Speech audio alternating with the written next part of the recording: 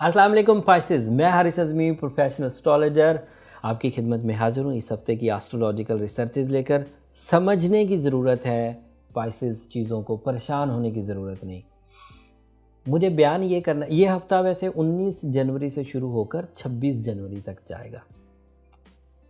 Rotation of planets رکتی نہیں ہے پائسز، یو نو ویری ویل۔ جو لوگ بھی پائسز ہیں اینڈ ایسٹرولوجی کی بیسکس کو جانتے ہیں انہیں پتہ ہے کہ ہر پلینٹ اپنی اپنی روٹیشن پوری کرتے ہوئے آگے چلتا چلا جاتا ہے۔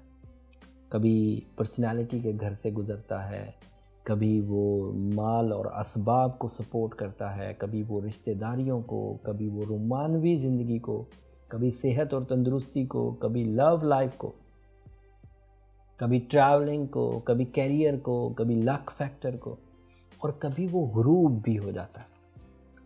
میں نے اتنی تمہید باندھ کر آپ کو یہی بیان کرنا تھا کہ یہ سورج پچھلے 1 سال سے مختلف ادوار سے گزرتا ہوا ہر مہینے آپ کی نیچر کو فیول کرتا کرتا اب اس 20 جنوری کو آپ کے 12ویں گھر میں غروب ایریا میں چلا جائے گا۔ 1 سال میں ایک ہی دفعہ جاتا ہے، اور جس مہینے وہ 12th ہاؤس میں جاتا ہے وہاں وہ 1 مہینے کے لیے اب کمزور رہے گا، تو آپ کو فیصلے کرنے میں ایشوز ہوگا۔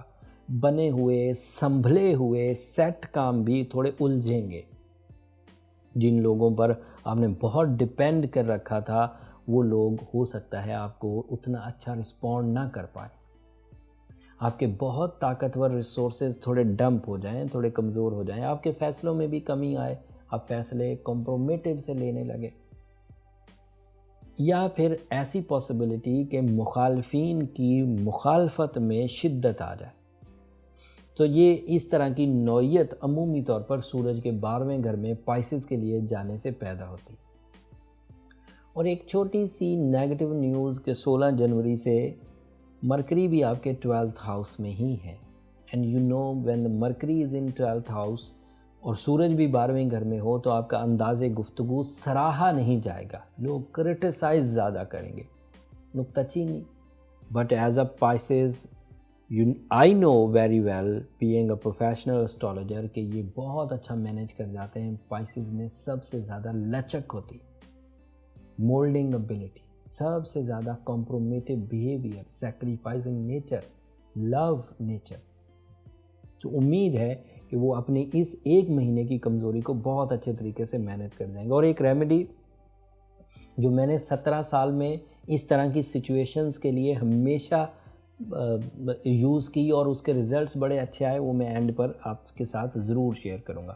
مارس آپ کے 10th ہاؤس میں، تو ایسے پائسز جو سمندر پار کسی ڈیل کے لیے جانا چاہتے ہیں، دوہری شہریت کے حصول کے لیے جانا چاہتے ہیں، گھر کی تبدیلی کرنا چاہتے ہیں، جاب سوئچ کرنا چاہتے ہیں، وہ کر سکتے ہیں۔ مارس اچھی پوزیشن پر ہے اینڈ اس کی پوزیشن بہرحال آپ انجوائے کر سکتے ہیں۔ سن اینڈ مرکری اینڈ نیا چاند، 24 جنوری کو نیا چاند بھی آپ کے 12th ہاؤس میں ہوگا۔ نیا چاند بہرحال آپ کے لیے پروڈکٹیو ہوگا۔ اگر نیا چاند 12th ہاؤس میں ہو تو بندے کو روحانیت، روح کے نظام کو سمجھنے، اپنی ذات کو سمجھنے، فکر مندی، ایسی فکر مندی جو تدبیر لاتی ہے، تکلیف نہیں۔ ایک تو فکر مندی انگزائٹی ہوتی ہے نا جب بندہ ڈپریس ہو جاتا ہے، ایک فکر مندی جس میں انسان اپنے اندر چینجز لاتا ہے کہ مجھے یہ کرنا چاہیے اور اس کے کرنے سے مجھے یہ فوائد ہوتے ہیں۔ وہ جو اس طرح کی وریز ہیں وہ بڑھتی ہیں نئے چاند سے، اگر وہ 12ویں گھر میں ہو۔ قدرت کے نئے راز سمجھ آتے ہیں، لوگوں کی نیتیں، خواب سچے آتے ہیں۔ تو 12ویں گھر میں نیا چاند 2.5 دن کے لیے ہوگا، 24، 25، 26 تاریخ تک آپ کو اس طرح کی اسپرچول ٹائپ کی جو انفارمیشنز ہیں وہ مل سکتی ہیں۔ پھر اس کے علاوہ آپ کا سیٹن آپ کے 11th ہاؤس میں، دیٹ از پروڈکٹیو۔ جوپیٹر بھی آپ کے 11th ہاؤس میں، that is also productive. So otherwise the big and the strong plants آپ کے لیے فیوریبل ہیں۔ مرکری 12ویں گھر میں نیگیٹیو، سن 12ویں گھر میں نیگیٹیو، مون 12ویں گھر میں آپ کو اسپرچول اسٹرینتھ دے گا۔ لو لائف کو بھی تھوڑا سپورٹ کرنے کی ضرورت ہے، آپ کو اپنے لو ونس کو تھوڑا سا ٹائم دینا چاہیے۔ یہ اس ہفتے کی اوور ویو تھا پائسز۔ امید کرتا ہوں کہ اس اوور ویو کے تحت آپ اپنے ٹائم کو اچھے انداز سے سمجھے ہوں گے۔ بس میری ریکویسٹ اس ساری پلانٹری سیٹ اپ کے بعد یہ ہے کہ ٹائم تھوڑا سا کمزور ہے، اسپیشلی آپ کے ارادوں میں اور آپ کی انداز گفتگو میں۔ باقی ایوری سیکٹر از اوکے، رومانوی زندگی سکسیسفل جائے گی، کاروبار مارس کی وجہ سے سکسیسفل جائیں گے، اوورسیز ٹریولنگ کر پائیں گے، ہسبینڈ اینڈ وائف ریلیشن شپ میں استحکام آئے گا، جسمانی قوت اور توانائی بھی میسر رہے گی، لک فیکٹر بھی میسر رہے گا، اوورسیز ٹریولنگ جن مقاصد کے لیے، جن ڈیلز کے لیے کرنا چاہتے ہیں وہ بھی میسر رہے گی۔ ایجوکیشنل فیکٹر تھوڑا کمزور رہے گا کیونکہ مرکری کمزور ہے، تو ایجوکیشنل فیکٹر میں جس طرح کی مائنڈ اسکلز چاہیے ہوتی ہے وہ کمزور رہے گی۔ سو اوورآل زیادہ تر شعبہ جات زندگی پروڈکٹیو ہیں، ایک دو شعبے کمزور ہیں، وہ جو ایک دو شعبے کمزور ہیں ان کو ریپیئر کرنے کے لیے سورہ شمس عمدہ ترین صورت ہے پائسز۔